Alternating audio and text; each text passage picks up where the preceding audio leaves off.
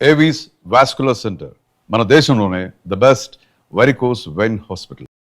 కానీ sir Alluri Sitaramaraju climax sir ఆ dialogues Krishna garu చెప్పిన తీరు ఆయనే డైరెక్షన్ అంటే ఈ తరం పిల్లలకి రాబోయే తరం పిల్లలకి అసలు అల్లూరి సీతారామరాజు గురించి తెలియాలంటే ఆ సినిమా ఒక నిఘంటు అయిపోయింది.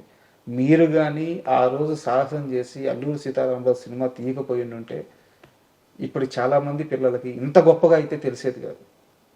మీరు కొట్టింది ఒక సక్సెస్ మాత్రమే కాదు, ఒక తరానికి ఒక వీరుడు గురించి గుర్తుండిపోయేలా చేశారు అన్ని తరాలకి.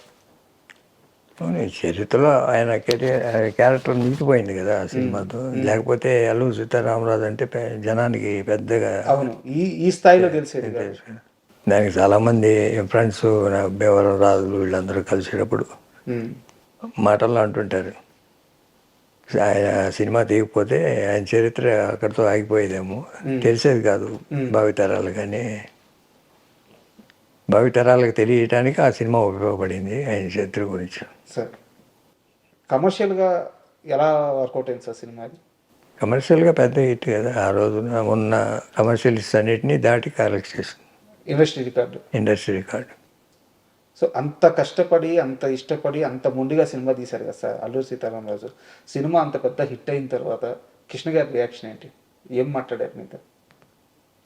హ్యాపీగా అంటే మాకు ఒక డౌట్ ఉంటే కదా, సినిమా స్టార్టింగ్ రోజు నుంచి సినిమా ఫినిషింగ్ దాకా డౌట్ లేదు. రిలీజ్ అయినప్పుడు డౌట్ లేదు, రిలీజ్ అయినప్పుడు థియేటర్లో చూసినప్పుడు డౌట్ లేదు.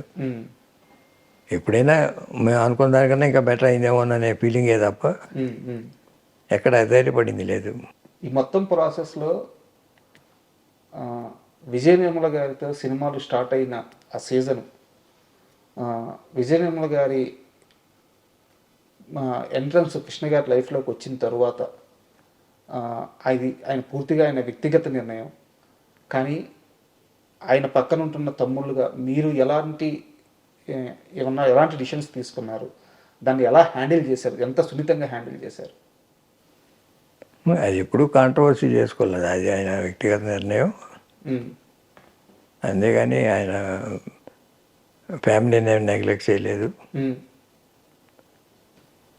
అది సార్ నిర్ణయం అయిపోయినాక చేసుకున్నారు. మామూలుగా మా వదిన ఇందిరాదేవితో కానీ పిల్లలతో కానీ అందరూ బాగా మెయింటైన్ చేసేవారు కార్డియల్ రిలేషన్.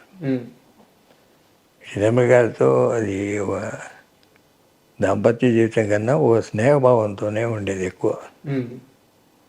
దాంపత్య జీవితం అంతా ఇందిర గారితోనే. తర్వాత మహేష్ బాబు పుట్టినాము, ప్రియా, ఈ దాంపత్య జీవితం అంతా వీటితోనే గడిపారు. సార్ అయితే ఆ సమయంలో ఇదంతా అల్లరి కాకుండా చాలా సున్నితంగా జరిగిపోవడానికి ప్రధానమైన కారణం మీ అమ్మగారు అంటారు, నిజమేనా? మా అమ్మగారు ఎలా హ్యాండిల్ చేశారు ఆ సిచ్యువేషన్? అందరికీ నచ్చ చెప్పారు, ప్రాబ్లమ్స్ రాకుండా. కోడలకి ఎలా నచ్చ చెప్తున్నారు? అన్నీ అందరితోనూ బాగా మెయింటైన్ చేశారు ఆవిడ ఉన్నంతకాలం. బట్ ఇది నిజమో కాదో నాకు తెలియదు సార్, నేను విని అడుగుతున్నాను. మీకు సమాధానం చెప్పాలనిపిస్తే చెప్పండి, లేకుంటే లేదు, వదిలేసేయండి.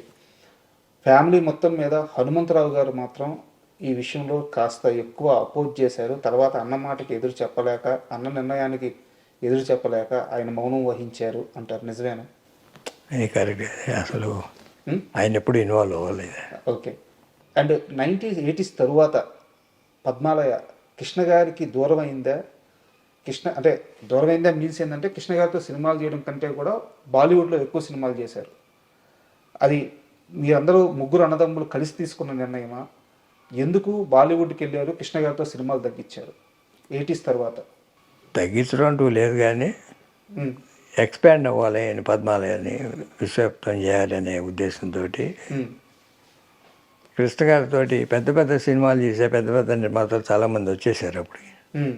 మీరు 80sలో మీరు చూస్తే 70sలో పద్మాలయ పిక్చర్లే ఎక్కువ సక్సెస్ ఉంటాయి కృష్ణ గారితో. 80s వచ్చేటప్పటికి చాలా బయట పిక్చర్లు కూడా పెద్ద పెద్ద సక్సెస్లు అయినాయి. మేము కూడా పద్మాలయ కూడా 80sలో 7 సినిమాలు, ఎవ్రీ ఇయర్ ఒకటి ఉంటుంది.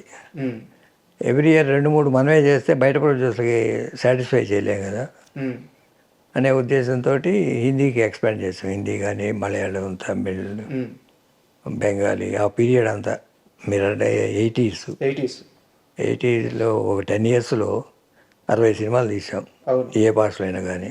కానీ 1980s మాత్రమే, అంటే ఆ 10 సంవత్సరాల ఆ పీరియడ్లోనే బాలీవుడ్లో చాలా సినిమాలు చేస్తున్నారు. నేను లిస్ట్ వేస్తే 20-25 సినిమాల పైగా ఒక్క 30 దాకా. 30 సినిమాల దాకా ఆ 10 ఇయర్స్ 10 ఇయర్స్ పీరియడ్లో ఉంటాయి. 10 ఇయర్స్ పీరియడ్లో ఉన్నాయి. అంత ఫాస్ట్గా బాలీవుడ్లో ఎలా తీయగలిగారు? తీసేవాళ్ళు ఎవ్రీ ఇయర్ 3 పిక్చర్స్. ఉమ్, మేము ఏ పిక్చర్ తీసినా 30 రోజులు 40 రోజులే తప్ప ఇట్లా సంవత్సరాల తరబడి ఎప్పుడు తీరా.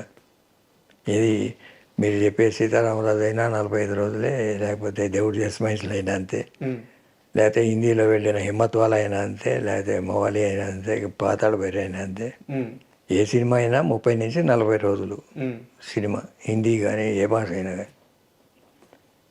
అట్లా తీసే క్రమంలో మామూలుగా హిందీలో జితేంద్ర గారి వరుసన ఆయన ఎవ్రీ మంత్ ఒక 10 days పద్మాలయం రాసి ఉంచేవారు. బా, ఆ, ఎవ్రీ ఇయర్ ఎవ్రీ మంత్ ఉమ్, మేము ఏ సినిమా తీస్తే ఆ సినిమా. ఉమ్, అట్లా చాలామందితో తీసాం. హిందీలో అమితాబ్ బచ్చన్తో తీశాను, గోవిందాతో తీసామని. ఉమ్, అదే గోల్డెన్ పీరియడ్ ఆ 10 years. తెలుగులో కూడా పెద్ద పెద్ద సినిమాలు ఈనాడు, ప్రజారాజ్యం, సింహాసనం, ఉమ్, ముగ్గురు కొడుకులు, కొడుకు దిద్దిన కాపురం, నా పిలుపు ప్రపంచం, ఇట్లా చాలా ఉన్నాయి. సో కాకపోతే మనమే వరుసన అన్ని సినిమాలు చేయటం కరెక్ట్ అనిపించుకోదు. బయట ప్రొడ్యూసర్లు కూడా మీరు చూస్తే 80sలో అన్ని కృష్ణ గారి పెద్ద పెద్ద హిట్స్ ఉంటాయి.